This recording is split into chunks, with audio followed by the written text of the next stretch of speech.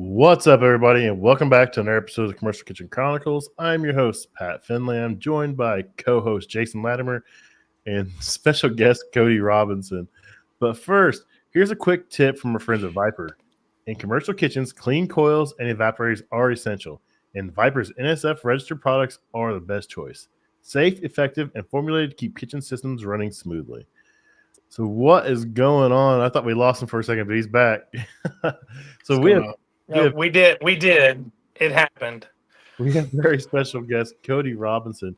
I've met Cody online. I'm not sure if we've met in person yet or not, but we run around the same circles online. He's involved in CFESA with the YPC, so Young Professional. Well, it used to be Young People's Committee, and I think now it's a Young Professional Committee, correct? Is that what it is? Exactly. They had to make it more professional. Yeah, I run into that occasionally. Some things as a professor, and it drives me nuts. But I understand why they have to do it. So I understand. Yep. So we run around on LinkedIn. We're all in the same area, same food service repair industry. But you work for a company. Well, used to be called Kimco, and I know email changed a little bit. So we can get into that a little bit. But so where are you from, and how old are you, and what's your age and where are you from? Let's start there. All right. So, I am 32.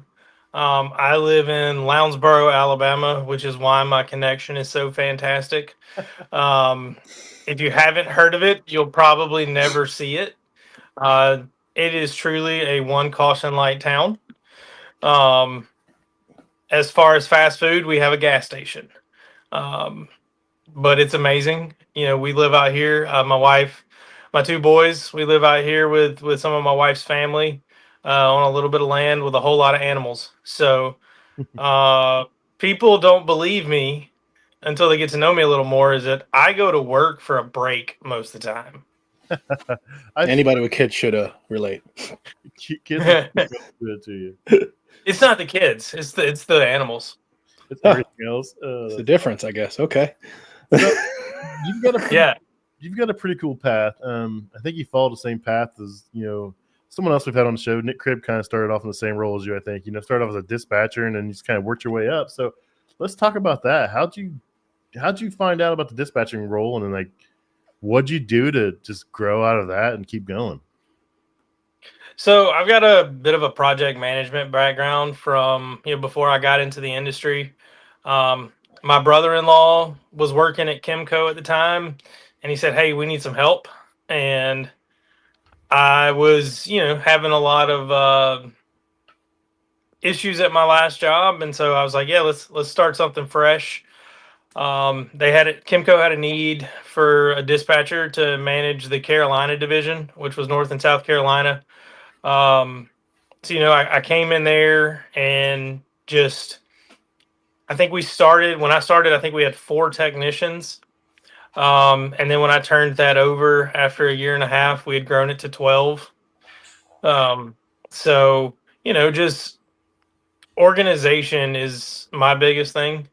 I'm sure both of you guys can relate when you hear that, we work in organized chaos. Mm-hmm.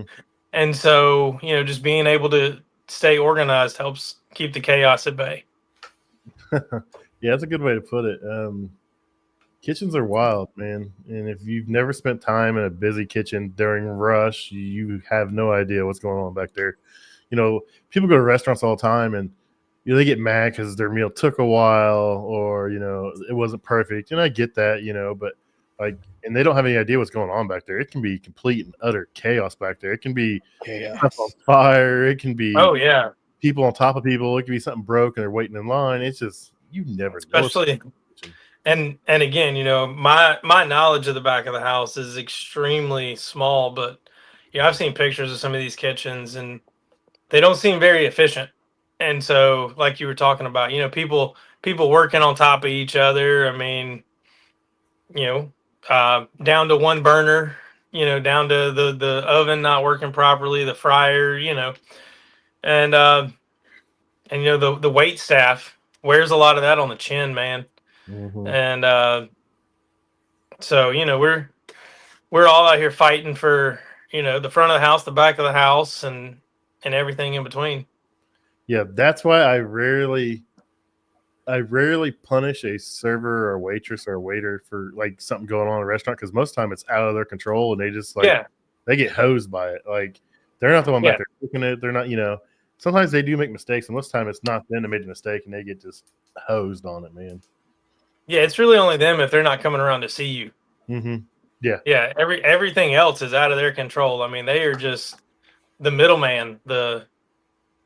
And so plus, you don't ever want to make anybody mad in a restaurant. We've all seen goodness gracious, what's that movie? Waiting or whatever it was. Yeah. That's so wrong. People all the time always ask us, like, where should I eat? Where should I not eat? And I was like, I'm not playing this game, man. It's like, because I just whatever. If you've eaten there before, don't worry about it. Just yeah. If you've eaten there before and you were satisfied, you'll be satisfied again more than likely. Yeah. So, how long did you work there before you did your first ride along with a technician and think, what am I getting into? So, I'd actually only done a few ride-alongs, but I guess it was probably 3 or 4 months into the job. I went, they actually took me all the way out from Montgomery, Alabama to Charlotte, North Carolina. I jumped in a truck and we went to a restaurant that was getting ready to reopen, and we had a punch list of things to do. And I got handed a flush valve and 2 wrenches and said, "Go replace this." While the other guy was working on the walk-ins door and the thermostats and things like that. And the next day I was on a rooftop swapping filters on 8 units. So it's wild. I don't care for heights. So being up on a roof was not my favorite thing in the world. But it definitely helped. Obviously, a little more respect for what the technicians go through, and a little better understanding of some of the struggles they go through day to day, because we're all a team between the office and the field, and so whenever we can relate to each other, that helps us better work together. Yeah, I'm a firm believer in every dispatcher should ride with a technician, and it shouldn't be hand-picked jobs. It should be like a normal day. And I'm also a firm believer that technicians should sit with the dispatchers and answer phone calls from the customers losing their mind, and technicians crying they want to go home and trying to get out of work. So I mean, you see it both ways to fully understand what's going on in that office and in those trucks. Yeah, and before I got into the office work, I mean, I've been a technician in other trades. I mean, I cleaned pools, I cut grass. Days that would start. And I'm getting off at 3 o'clock in the afternoon, and you're working until 8 o'clock at night because something comes up, and the part that got me the worst was the cold. I went through a couple of winters of working outside too much, and I don't like being cold that much. It can't get that cold down there. It gets colder than I want it to. Look, it is 100 degrees heat index out here right now. I would rather go outside and work from sun up till sundown than spend 3 hours outside working when it is 30 degrees outside. Yeah, I don't mind to a certain point, but once it gets like below 10, I get kind of mad. I get kind of angry with the temperature. But yeah, it's been a wild summer here in Indiana too. We've heat indexed 110, 112 degrees. It's been like 90 degrees a couple times. It's humid here. You go outside and you just can't breathe. You feel like someone's sitting on your chest. Like, can't breathe. I'm like, if I wanted to deal with this, I'd go live down in Tampa with Jason or something, man. Bring it. They don't have that in Tampa. They have beautiful weather year round. Though they have humidity. Yeah. No swamp butt here, man. So how long? Tent down. Go ahead. How long were you in that dispatch role before you decided you were ready to try on something else? So I was in that role for about 1.5 years. And after, my first full year, taking it from January to December, the leadership at Kimco saw something in the way that I managed, the day to day, and, that flowed into the weeks, that flowed into the months. they asked me to kind of step in and help implement a little bit of that across the board. Because they had a branch in the Carolinas, they had a branch in Georgia, and they had a branch in Alabama, and everybody just kind of did it the way they were trained and the way they found it. And again, nothing was wrong with it, but as we were continuing to grow, the biggest thing to help that growth was creating something that was scalable, across the board. And so, I worked with the leadership there to create that standard and that scalability. Sweet. So I will have to put this up here. So Chris, HVACR videos in California, he asked, what is this thing called humidity? Yeah, I'm a little jealous of you. If it wasn't for taxes and some other things, I'd probably come out there. Oh my gosh. But I don't want to deal with taxes. Dude, just go take a shower and then get out of it and don't dry off. That's humidity. That's a great way to put it. Facts right there. Yeah, Put your clothes back on after you take a shower. Don't dry off. Put your clothes on and go walk around. That's humidity. Yeah, that's a great way to put it. It's funny.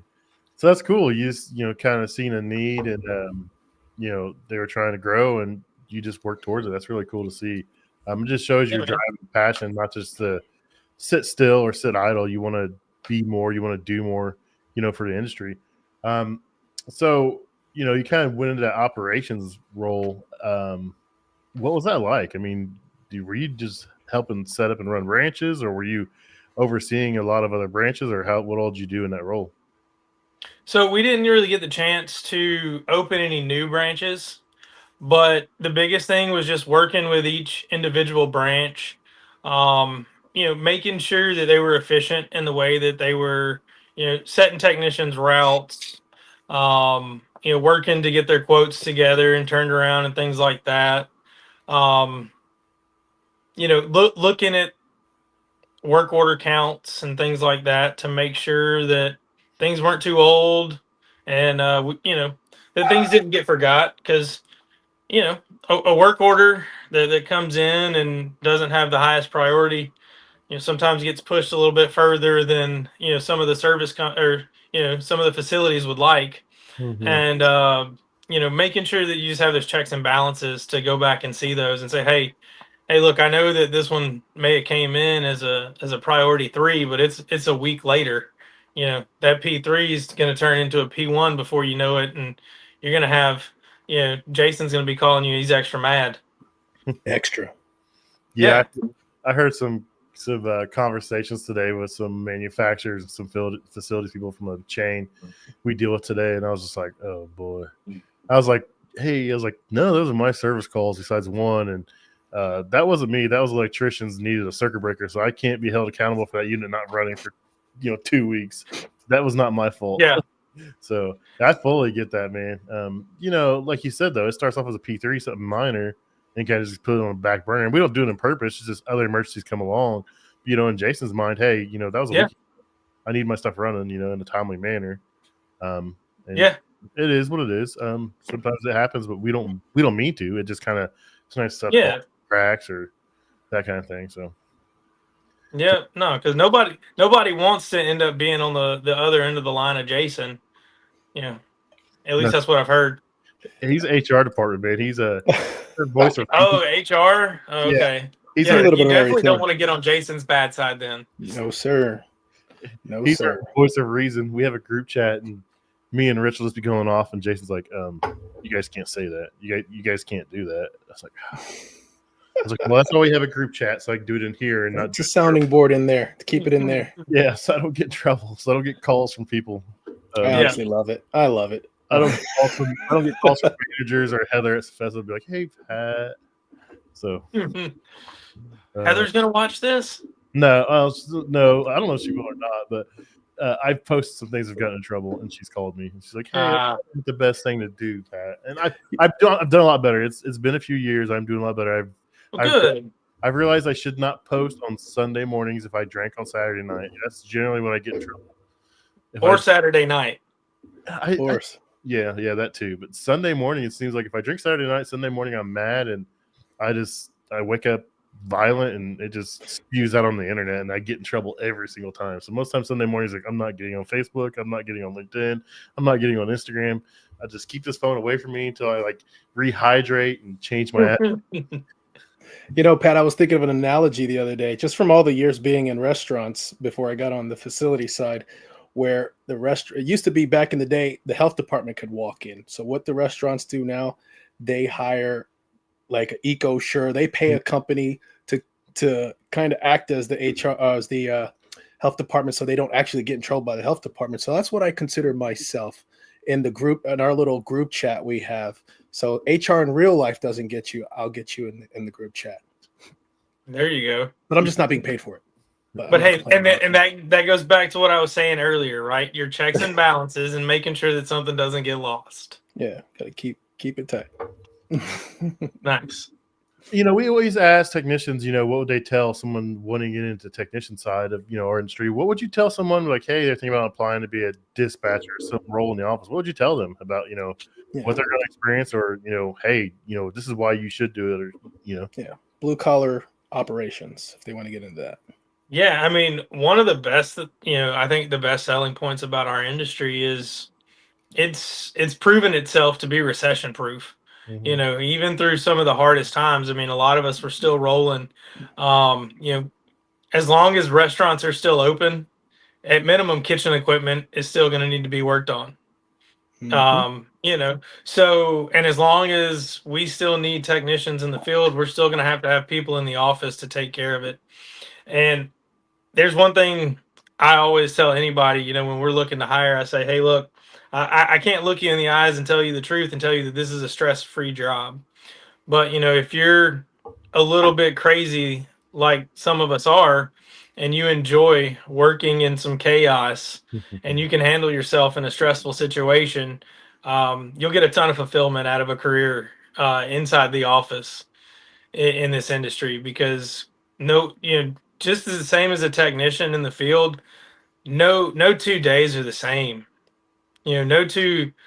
It is extremely rare that the same that two calls are the same. So, you know, you constantly, you know, as long as you have the drive, you constantly get to grow from new scenarios and learn how to handle it the next time something similar comes around.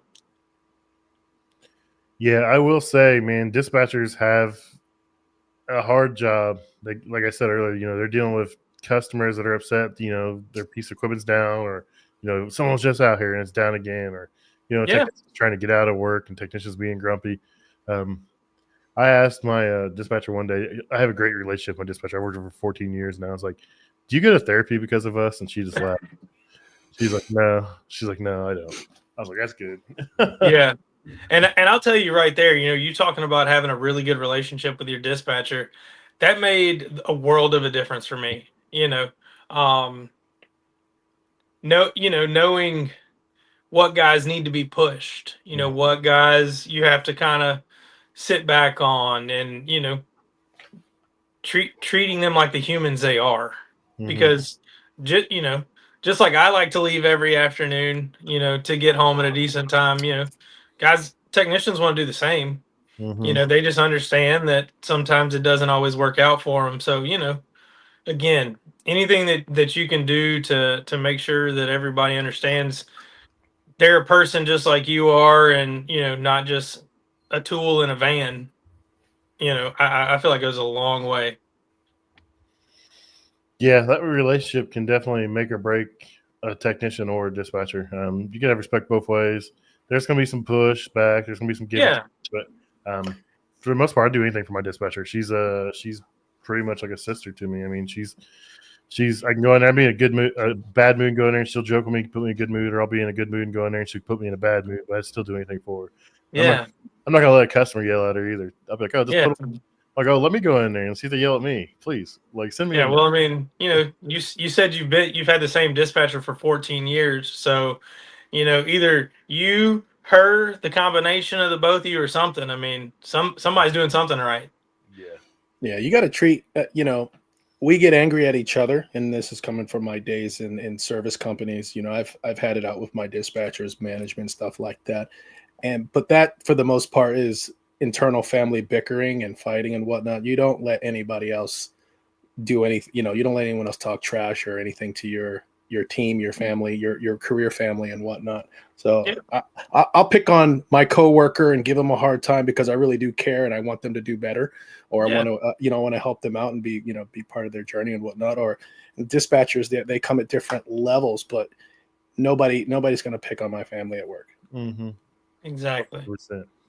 So, how'd you hear about CFESA and what drew you to the YPC? So 2 years ago, it was right before the conference in San Antonio. It was about a month ahead of time. One of my managers came up to me and he said, "Hey, on these dates, me and you were going to San Antonio to this conference." And that was the first thing I had ever heard of CFESA. And so I was like, okay. So, we flew out to San Antonio. That was my first conference. While we were there, CFESA has all of their committee meetings in person. And so, we attended the YPC committee meeting while we were there. And I was just drawn to that. I'm all for working together, even outside of my own business, because this is an extremely large market for work. Mm-hmm. And it's extremely hard for any one service company to manage any one city or metro area. So relationships that we can have with each other and ways that we can make each other better, that's just what I saw going on in there. Mm-hmm. Because there's a mix of service companies and manufacturers and distributors, and everybody's just got the common goal of growing the industry, and so I was all for it. Yeah, I'm trying to get my son to join it. He's 22 years old. He's wanting to be more involved, and he's got some goals he wants to do in the next few years. So I'm like, dude, join this. I said, it's all young people. Now, he'd probably be the youngest one in there at 22, but I said, it's all young professionals in there trying to grow and develop this industry, grow and develop each other. I said, it'd be a great place for you. I think he filled out the application, and I don't think he ever replied back to Olivia. So I'm going to hit him up when he comes back from vacation next week. Like, hey, get on this. Yeah. Hey, look, and tell him to talk to me. I mean, the YPC got me a trip to England. Yeah. Yeah. That's very cool. I got the chance, to go to the CETA conference in the UK because I joined the YPC, and I was nominated by management at my company to be a part of the scholarship application for that, or the sponsorship for that, and I was selected. So I mean, if I never would have thought I would have gotten the chance to go to the UK, much less through work, through an association that I joined. And so I got it. CFESA now holds a little bit of an extra special part in my heart now. Yeah, so I've been on and off the training committee for a couple of years. I got on it for a while, and then I got off when I started doing this pretty big, just because I was trying to focus on this more, and I've got this pretty much dialed down. Besides booking guests, because I'm terrible about that, but everything else I can pretty much do on autopilot now. So I went back and I rejoined up the training committee, and I'm helping with the subcommittee for the big technician competition coming up next year. Oh yeah, yep. And so we'll actually be hosting our region next year, and so Olivia was telling me about that, and I'm pretty excited. It's gonna be a ton of fun. Yeah, I'm really excited about it. We've been working on it for about 6 months, and I couldn't say nothing, dude. And that's like my whole goal, is to grow this industry, get more people involved. And I think, a competition like this we're gonna have some pretty good prizes. We're working on some companies that get some, some tools and stuff donated. But yeah, it's gonna be an opportunity to show off and to, put this out there even more, what we do, and show off these individuals, these men and women that are gonna come in and run through their gauntlet and do the test. And, someone's going to take home some belts at the end of this and some money and some prizes.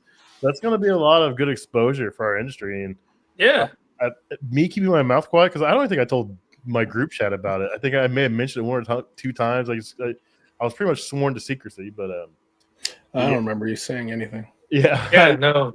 I kept it pretty well tight-lipped, which is hard for me to do because I'll tell everybody everything. So, but I'm really excited for this. It's going to be a fun time, and you get to put your skills, up against other people in your region.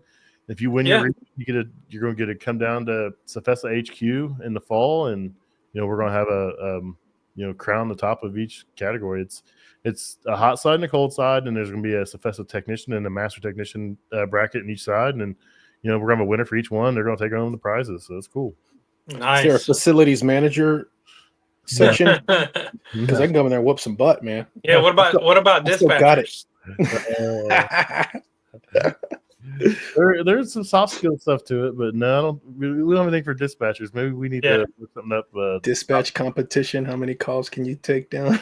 That's funny. Yeah, let's technicians grade you on how well you got the complaints, you got the contact information, you scheduled it properly. You didn't send me to McDonald's drive-through cooler that hangs on the wall during lunch like I had. That'd be a great project management competition. Dude, it happened when I first started here. I was new here, so I didn't push back. And, my dispatcher's like, well, if he ain't going to push back, I'm going to do it. She sent me out to a McDonald's wall-hung cooler, where they keep the milks and stuff out on the drive-through. Like, she sent me out on one of those at lunchtime, and I was like, I can't do this. I was like, there's no way. She's like, just go and see. And I was like, you dirty condenser. Like, you already was it a Frankie or an H&K? I don't know. With the sliding door with the milks and everything. Yeah. Above the register. Yeah, those are a pain in the butt. Like, there's no way I can work on this thing during lunch. I'm like, no. So it is what it is. But yeah, CFESA does a lot of cool things. I always get on them a little bit because I was like, man, you guys don't put it out there enough what you guys do. Like, you guys need to put it out there more and more. Like, show off what you guys have to offer to the industry, to companies, to technicians. Like, you guys need to put that out there front and center. Yeah, and one thing that we've been working on in the YPC is how to get that out a little bit better. Obviously you can post as much as you want across multiple platforms, but how do you guarantee that you're really getting your reach out there? And I know that Olivia has been working on a bunch of different stuff that we did with collaborations in the UK. Recently they've posted a couple of videos of what do you call this tool, to see what people call different hand tools and things like that. The cooking competition, two of those episodes have aired. I'm 1-1 and we're going into the last cook, so we'll have to see what happens there. Jason, you should watch that. If I have a problem with my career here, I may have a future career in the kitchen if need be. And then let's see, we also did another piece that Olivia's working on of UK versus US snacks, where I unfortunately had to sit at a table and just try snacks and rate them. I don't know if you can tell how disappointed I am about trying snacks. I'm gonna have to give it to the UK. They got some really good snacks. So we didn't win this time around? I don't know. He's still in India. I don't know. He's gonna wait till it airs. You're gonna get him in trouble. No, I truly don't know who won that one. I wasn't keeping up with the rankings that everything was given. So no, I can't spill the beans on that one because I truly don't know. So was it UK snacks versus American snacks? Because our tastes better because we have all those preservatives and colors and things. You would think so, but theirs tasted better. Oh, I bet. No, yeah. So it was, they had 2 CETA members trying US snacks, and then the 2 CFESA members trying UK snacks.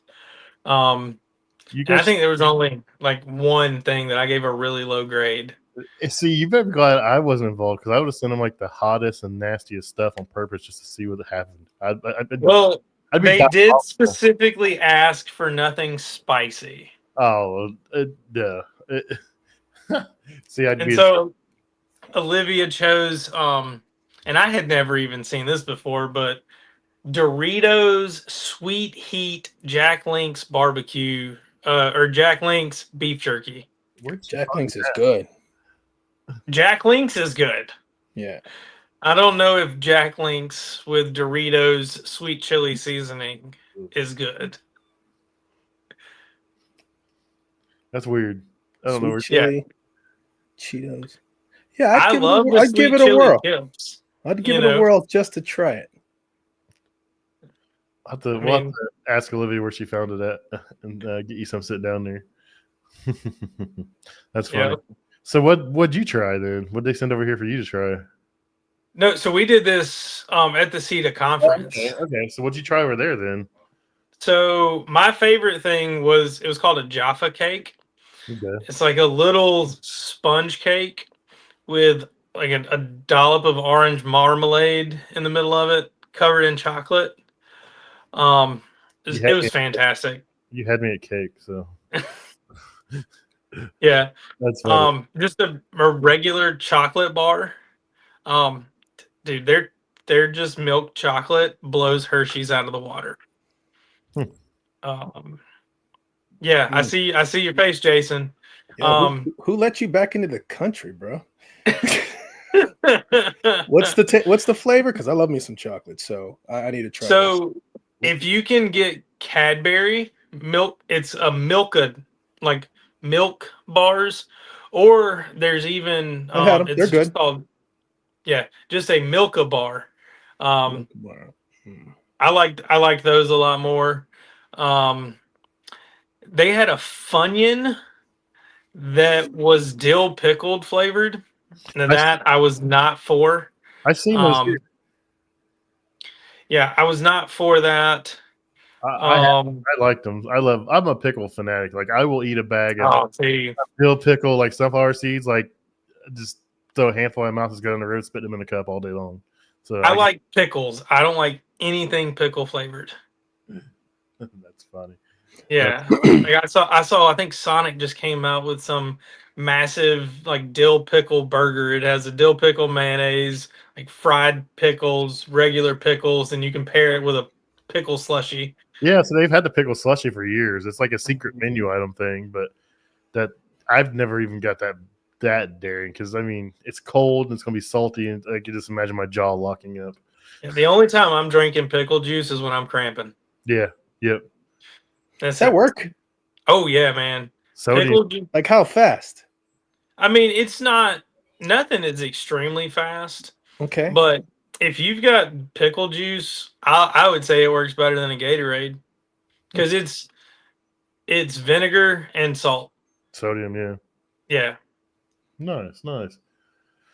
So, you've had a busy time at CFESA in 2 short years, it sounds like. You spoke at a regional meeting. You co-hosted the annual conference. You even competed at the YC cook-off.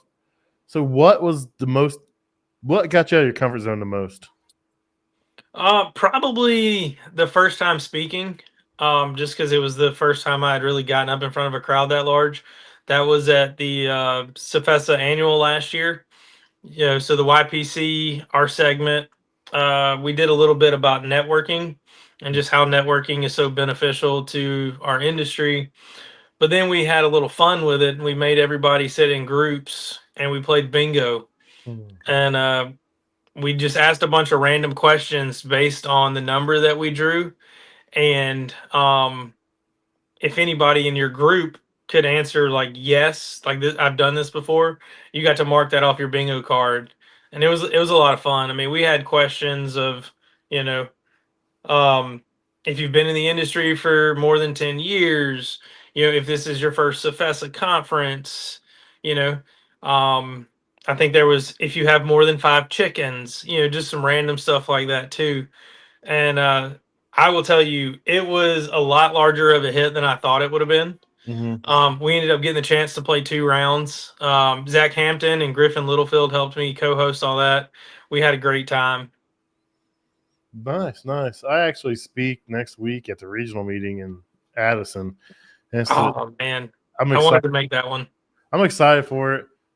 It's my first time speaking outside of high school in front of a group. Now I do this all the time. This is no big deal. So yeah, it's actually been a goal of mine to start doing some, getting in front of people in audience and speaking and stuff. And I'm really excited for that. And then hopefully one day I can do some other stuff. I got some stuff in mind I want to do. So Eventually, I want to be on a bigger stage. I want to be, at the actual conference one year talking about something. I want to get on. I want to do some teaching stuff for some larger format groups and stuff. So, just Awesome, man. a start. So I'm excited for it. Had a meeting today about it. It's me and it's myself and Patrick Lewis from Partstown. We're just talking about Okay. building your brand on social media and like how to use it to to help push your brand. Or people. It's going to be an informative session where people can ask questions and we can help them get started if they have questions on what we do. And I'm really excited for it.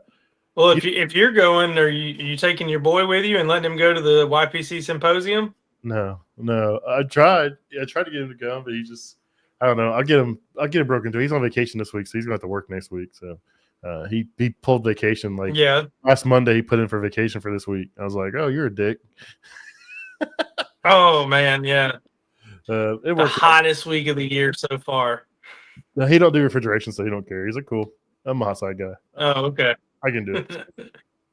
It's nice. No, I'm gonna get him on there. I'll give him a hard time. But yeah, I look forward. It's gonna be a good time. I'm actually gonna go up the day before, so I may stick my head into YPC and see what's going on. I was giving Olivia a hard time today. I was like, I found out about this YPC thing at like 39. And I was like, here I am 43. I can't do nothing. And she always yeah. So I believe they've got Steve Ormond coming back as one of the main speakers for the YPC symposium, and he actually spoke at our regional meeting this year, and he was very good. He held he kept your attention, which if you guys are anything like me, it's sitting there like classroom style. I can drift off a little bit, but Steve was really good at keeping my attention and keeping me engaged and really enthusiastic about what he's doing. So I know you mentioned something about running for the board. Did you get your paperwork filled out? Because it's due tomorrow, right? I did. No. Yes. Yeah. So I got my intent filled out, and I've still got my questionnaire to work on. I gotta get filled out by tomorrow night at midnight. So I actually filled out an intent letter myself to try to run. I want to be a technician on the board. Now it's gonna be nice. It'd be a hard one to sell, but I gotta try it. That's another one of my goals. So I'm gonna try it every year I can. So it is what it is. I had to ask for make sure I work for a ginormous company, and there's already some board members on there, so you're only allowed to have so many board members. But I think I'm safe. Yeah. I think the other board members are in they're in what are they called?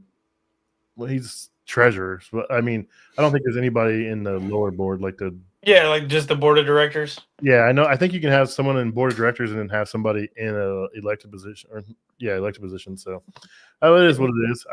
You can't. I mean, worst can happen is say no. I don't get voted in. So what? Yeah.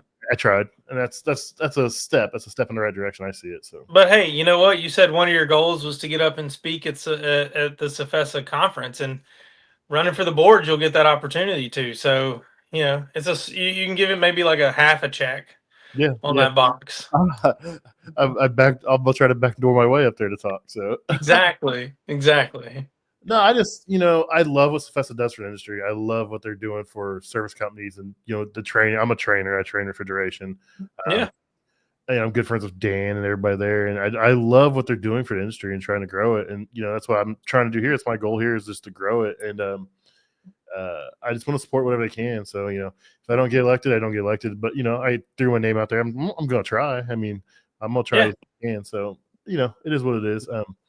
I would like to see, if there's not a technician on the board, I think CFESA would probably do well to have maybe a couple of technician liaisons, to talk about stuff and stuff like that. So,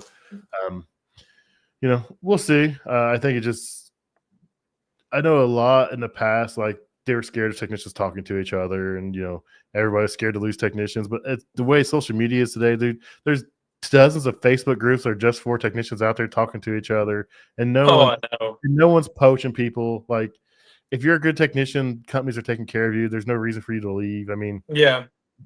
If there's one thing that I've noticed, and just looking at the longevity of the the technicians that we have. You really either have guys that are sticking with you because they love working with you, Mm-hmm. or you got guys that are just looking to jump from company to company. Mm-hmm. You know, you got guys that are there that have been there for 15 years, and then you've got your guys that have been there 5 to 10, and then the ones that are there for when they start getting in over a year, that's when you can start expecting them to stick around. It is one thing I've noticed. Yeah.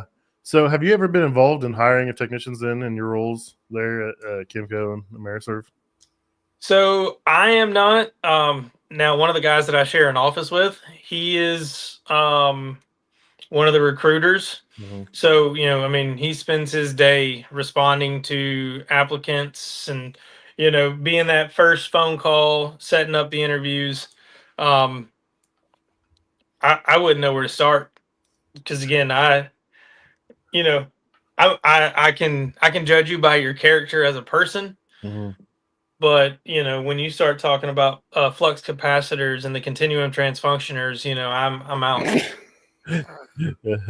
Dude, there are so many guys out there that they can talk their way out of anything, but they can't fix anything. Like Yeah, they can have a resume where they've had 20 jobs the last 10 years, and then they sell it like, oh, I'm just I haven't found my home, and they shine it up, man, and then all of a sudden you yeah, hire, and you're like, well, I I know. was going to say that goes hand in hand with those people who like to jump ship often. Now, I don't have an issue with people jumping ship because, in all honesty, when you get in somewhere, it might not be a great fit for you. You are still providing a service. It is still an yeah, exchange for my service and your money, right? And if you put a year in somewhere, I always tell people, honestly, especially in the beginning, no one's going to ever pay you as much to keep you as they did to get you. So if you don't know everyone's financial situation, but I've been some places. I put something like, for instance, I put some time in when I first started, like 3 whole years, and I got to the point where I was bored, and I was just like, you know what, I really yeah, want to do more. I'm in-house. I'm an in-house technician. I do want to find out what service companies are about. Um, Went somewhere else. It came with a raise, so sometimes you ask for a raise, you try to meet the expectations that the expectations, and you guys just don't match. And then if you need to move, you need to move. But there is a pattern of people who are a year here, a year here, a year here. You can explain your way out of having to make a couple jumps in a few years if you just didn't fit right. I've never yeah, left feeling like I didn't give my all and contribute and whatnot. But I've met with some people where they've jumped around so much, and their BS and how much they're trying to bolster their resume matches how often they jump jobs, and those yeah, people, you can only take what they say with a grain of salt, and it's unfortunate, but it's an unfortunate pattern. But at the same time, I tell people, if you need to make a move, do what you got to do. Sometimes the only raise you can give is yourself. yeah. And it's more of the guys that you see that have a different job every 6 months, Yeah. and they've had a different job every 6 months for the last 7 years. You know, you start putting in 1, 2, 3 years, and it's not working. I mean, you know, I can definitely see that because that's kind of been up until this point. Where I'm at right now is the longest I've been with a company, and so I like what I do, and I like the people I work with. So Nice. it definitely makes a difference. Yeah, I mean, there's days where I don't like what some of the things I do or deal with, but in the long run, I'm treated pretty well where I'm at. I get to do a lot of cool stuff where I'm at, and most of the times it's just me being me, causing my own problems. And Jason understands because he hears me complain. He's like, Jason, once again being the voice of reason, and he's like, gets me calmed down. But some days I just get fired up over dumb stuff, and you know how it is. You wake up on the wrong side of the Yeah, bed. but Those jumpers cause you'll so have that much at any job you problems. work at. Yeah, The people who jump, they want to say they know this and they know that. And I swear I don't know if it's like, what do you call it when people have imposter syndrome? They feel like they're doing what they can do, and then they're like, hey, I'm gonna be figured out, and then they go somewhere else, and then it's like you can stick it out, but a lot of the people that like to jump around a lot, they cause a lot of problems. That they say they can do this and that, and then they are actually handed what they say they can handle, and the bed, and then they leave, and then those are the guys who park their van in the middle of the night, and leave, drop their stuff off, and they always leave a trail of destruction half the time. And the guy that's been with you for 5+ years has to go behind him and clean it up. Yeah, but they're the ones who are accountable. So. Yep. Yeah, that's my biggest issue is accountability. I won't get involved in that. But would you post up there? Was that Adrian? I hit the wrong thing. Adrian earlier said it was a Jason sighting. I was on last week too. I'm on a roll. 2 well, weeks in a row. we had the technical difficulties last week. Remember? Fair enough. So if someone was wanting to get involved in CFESA and say they didn't want to do training, they didn't want to do anything else, and they fall in that age bracket for YPC, what would you tell them? So say if my son was here and he asked why should he join the YPC, what would you tell him? I mean, his input's going to count. I mean, in the YPC we have technicians. I think I know of at least 4 technicians that we have, or no 5 now, because Stuart just joined. So we're up to at least 5 technicians in the YPC. It's going to help you. Number one, it give him more resources. I'm not saying that where he works at doesn't provide him resources, but it gives him additional resources to bounce things off of. Gives his input. And I will say, the YPC gives what you give. Mm-hmm. If you're willing to come in and work with everybody, your voice is going to be heard, and you're going to get that chance. And the YPC, we focus on a couple of different areas, and we work, we work with some of the other committees also to try to figure things out. And one of the biggest things we're trying to figure out right now is, how do we spread the word to these, the younger generation that this is a job that you can make a career in, whether you're a refrigeration guy or a hot side guy, like this is just as lucrative to the tech life as becoming an electrician, becoming a plumber, um, we also do HVAC. So, it really just, it can open so many doors. It doesn't require a degree. It doesn't even really require that you go to a technical school. It just requires you to be, open to being instructed on how to work on these different pieces of equipment. Yeah, I have an idea how you guys could promote that very well. Where are young people at? Where do we meet them at? Online. Yeah, so I think they should possibly consider making a YPC podcast. Oh man. In my opinion, and this is my opinion, I think it's few others. I think there should be a dozen industry-related blue-collar podcasts, whether it's food equipment, young, old, electrical, all that. We should all be talking about it. We should all be making videos and TikToks. You need to meet people where they are, despite their age. But when it comes to young people, if you want to find them where they're at, I promise you, if they're not turning wrenches, they're on their phone staring at it. You might as well be in that space and capturing some of that real estate, those eyeballs. If you want to really get it out there, be where they are. I'm willing to help facilitate it. I'm too old to be on the YPC, but I'm willing to help facilitate, get it set up, and help do that kind of stuff on the back end for you guys. So yeah, these kids love clout, man. They love all that. They want to flex. They want the clout. They want to show off. Let's have a conversation on a podcast. Let's bring the video to the shop and let's start hitting torches. I know several 19-year-old kids that are huge on. Oh, I'm still here. They're huge on social media, just because of they're 19 years old and they're in the trades. So there's no reason why we couldn't do the same thing for our industry. And that's why I think my son would shine. He's 22 years old. He's bought a house at 19 or 20. He's got a brand new Bronco. He's engaged. He's got plenty of money in the bank. He has fun. Yeah. Vacation. He's on vacation on a fishing charter today, sending me pictures catching fish off the shore of Myrtle Beach. I mean, 22 years old. Living it life up. though, but you know what? Brought to you by what? Hard, That lifestyle was brought to you by what? yeah, this industry right here. Exactly. So shit. If I was him, I would be, I'd have somebody. I'd post up a tripod while I'm fishing out there, talking about blue collar, baby. Because There at the end of the day, I mean, even when you're on call, how often are you on call? I mean, even a smaller company, you're on call probably every third week.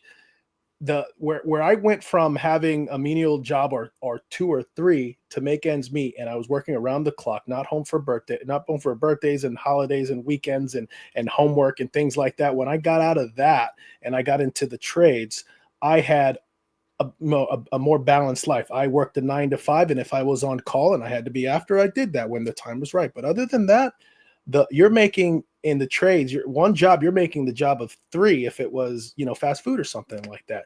So yeah, you earn that work-life balance, but people don't know about it. People don't know what Pat's doing in the kitchen and what, how the food's brought to them because of people like you, yourself, and I. So I think it really, nobody wants to boast or, that's boasting and this and that, but you know what? People only know what they see. And if you don't put it out there, there's a lot more than just us getting dirty, crawling behind fryers and crawling up on roofs, pulling compressors. There's also us getting to go home, be with our family, be home for homework, go out on the weekend, go out on fishing charters, go do this, go do that, instead of working 2 or 3 jobs at minimum wage when you can work 1. So that's my thing. I love it, dude. I'm gonna have to think on that and figure out how to make it happen, because I definitely think you're onto something, man. It takes a village, brother. I mean, it's super simple. You don't have to It have is simple, and it's not expensive. You don't have to have big fancy. Like I got the big fancy microphone. Jason's got a $100 microphone. $100 microphone. That's all it is. And it sounds just as good as my big fancy setup. I mean, and I get that off of Amazon. Shipped it over there, or he bought that off Amazon. So it's not hard to do. And they actually have some equipment at HQ in Charlie's old office in there, because I was playing around with it because I recorded in there last time I was down teaching. I think it'd be great. I mean, I'm willing to help set it up. I don't want to be on it, but because I'm too old. I'm gonna keep throwing it in Olivia's face until I die. So get used to it. But at least you're not older than Dan Reese, which they made the comment about 8 times at our regional that Dan Reese is older than CFESA. Poor Dan, he didn't deserve that.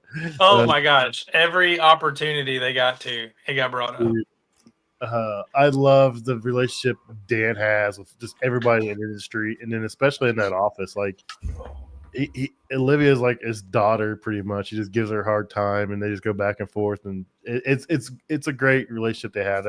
I mean, it really is a great organization that doesn't. Dan went to Olivia's dog's birthday party. Yeah. Yep. Say that again. Dan went to Olivia's dog's birthday party. That's awesome. I mean, that's like first world awesome, but that is awesome. Dan did that. Dude, Dan will do anything for anybody. He's just one of those guys, man. Like, if you have a question, you can call him. If he doesn't know it, he knows who knows it. He sent guys to me, like, I couldn't figure this out, but you work on this more. You've worked on this. He hasn't been in the field for a few years, and he sends people to me or other people, and it's just really cool to see how he interacts with people. If you ever get the chance to sit through one of Dan's classes, I highly suggest you do it. Like, I never personally sat through one of his classes, but I went. He was under the weather, and I went down and taught his class. But he started feeling better, so he started like working his way in. And I just found myself just like watching it all, like how he interacts and how he does it. I'm like, dude, like, you have a gift for this, man. You really, truly do have a gift for like teaching these people, and the way everybody interacts with, even the young guys, 19, 20 years old, like how he interacts with them. And it's really cool to see. That's awesome. Yeah. We've sent a handful of technicians up there to him this year, and I've gotten nothing but positive feedback. I can speak to that. I went and did a week and a half over there for the gas, water, electric. Mm-hmm. And I had a blast. I learned a lot. And that was after about 4.5 years in the field. And know, trade so school. And after yeah. school, Yeah, the trade school, 4 years of trade school, and then I did 3 years at freaking in-house tech, and then I did about a year in the service company, and then they sent me, and I was just like, okay, well, now I know how to do that. I don't have to stop match. You know, it was to the point. I'll be honest, I don't mind sharing this, and I don't mind sharing this. I'm not embarrassed. You know, because we all learn at a different rate and whatnot. Yeah. You pick stuff up when you pick stuff up, and I'll be honest, when I started at Steak and Shake, despite going to school for those 4 years, 2 degrees and everything, I was kind of just let loose and I was really intimidated. So to be safe, a lot of things I dealt with, like infinity switches on a hot well, you know, I would take photos of each wire underneath, and then I would take off each wire at a time and then just put it back. It was just repetitive. And when I went to that CFESA class, in that time I learned there, I actually learned a lot of the things about the wiring. It made complete sense because they broke it down. And I still have those printouts, and I've printed them out and I've given them to technicians, because where you can learn a bunch of advanced stuff, you could shoot past a bunch of basic stuff that you just never picked up. And I mean, again, I just taking that class, there was a lot of aha moments where I was just like, oh man, I didn't understand this, but I get it now. And it was under Dan Reese's tutelage for a week and a half, and he really broke it down and had the paperwork that broke it down for me. And I was just like, okay, not only did I learn something here, I'm going to be able to also teach that to other people and share it. That's awesome. Yeah. Nice. So when you're not busy at Kimco, you're not busy, you know, jet setting around the world with CFESA, you got a little hobby farm. Well, I call it a hobby farm. I'm not sure. It may be a little bigger than that. So you said you own some land, you got some animals. What do you have, and what are you doing with these animals, man? So I think we have 12 horses. Oh, Ooh, nice. I think we have 7 or 8 goats, like 16 chickens, 2 wild toddlers, dogs. We just got a cat last Friday. My wife found it in the woods. Sure, she did. You fell for that? You fell for that? Well, I will say, we were sitting inside the house and we were looking outside out the windows, and the horses, they were all just like staring in one direction. Okay. And it's not very common, right? So they're like, something's going on. Yeah. And so my wife disappears, and then I get a text message. She says, "Can you bring me a can of tuna from the pantry?" I'm like, what is going on? And I walk out there, and she's like shooing me away. She's like, stop. And she comes and gets the tuna. She's like, I found a cat. The next thing I know, 10 minutes later, that cat is in a kennel, and now it's on the front porch, pregnant. Should be having babies soon. So we've got a cat, and we'll have kittens. Yeah, you will have cats real fast. It's going from singular. Yeah, I mean, we have a couple of barn cats already, but we just added a new one. Okay, so one of those barn cats, like, I'm the pappy, unless that's, I don't know. No. I'm the pappy. I the daddy of that boy, boss. I show him the gun. It's a great movie. Yes. No, we make sure to spay and neuter most of the animals around here, unless they get the privilege to continue to reproduce. We just got 2 little bucklings for our goat mixture, so that we can start having some baby goats. Over the last 5 years, we've had 2 horses born out here. Nice. Yep. And so my wife, growing up, she was big into horses, being rodeo drill team, reined cow horses. And then, Nice. as she got older, she actually started training horses for other people. And so, that's what she did for years, up until about 2 or 3 years ago. And she is now full-time super mom, partner, everything. Yeah, couldn't do it without her. Nice. So what's I've harder? got like 3. Good. Oh no! I was gonna say I've got like 3 raised beds out my front yard, a small in-ground garden. We got. She loves to can, so we've got plum jam, peach jam, pear butter, salsa. She's making pickles. Yeah, man. We've got a pretty awesome life out here. Dude, that And the sounds boys like are into an awesome life. yeah, and the boys are into all of it. Love that. You know, I've got a 5-year-old that's assisted in goat births when he was Oh like my- 3 years old. So I love me a mean, trad dad. I love me a trad dad. So what's harder, wrangling the farm animals or wrangling technicians? oof. Mm, that's a tough one. The animals I can be a little more aggressive with at times. Yeah, they don't call HR on you. Yeah, yeah. I mean, Well, the animals will kick you back.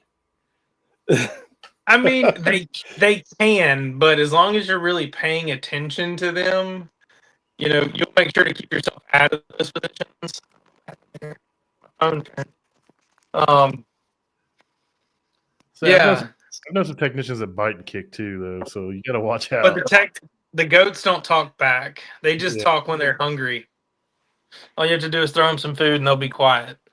That's Do you have funny. any those goats that scream or anything like that? Because I can't get enough of the screaming goats and the ones that like they faint. I Yeah. love those. They're just the cutest thing. Like I've lived like my house. I have a single house, pretty good size house, but my lot that I live on HOA is like 5,500 square feet. If I could have a whole farm on my patch of pavers back there, I would, but I can't. My wife won't let me.